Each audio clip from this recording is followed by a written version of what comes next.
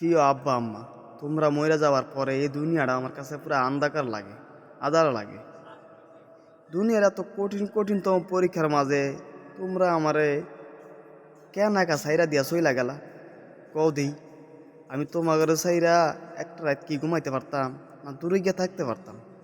আর এর মাঝে তোমরা এই জঘন্যতম দুনিয়ায় একা সাইরা দিয়ে গেলা।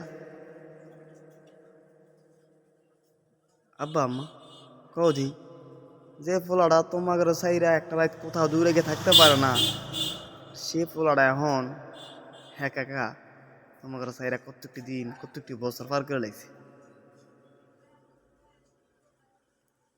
আব্বা আম্মা, দুনিয়াটা না বড় কষ্ট কষ্ট।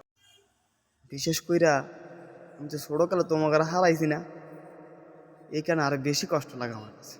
মনে হয় যেন এক একটা দিন, এক একটা সেকেন্ড, এক একটা মিনিট, এক একটা মাস, এক একটা সপ্তাহ অনেক কষ্ট যাইতেছে আমার।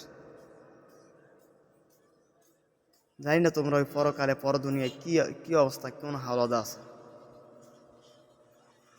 তবে সবসময় আমি নামাজ পড়ে দোয়া করি আল্লাহ যেন তোমাকে মঙ্গল করে। আর যাকে বাপ মা আছে দুনিয়া পয়সা আছে, ওরা বুঝাই যে বাপ মারা অবহেলা করিস না, হারাইলে বুঝবি। আমি হারাইছি তো আমি বুঝি, বুঝাই বাবা আব্বা মা। দোয়া করি তোমরা যত ভালো থাকো, হ্যাঁ, চিন্তা করিও না, আল্লাহ আছে আমার জন্য।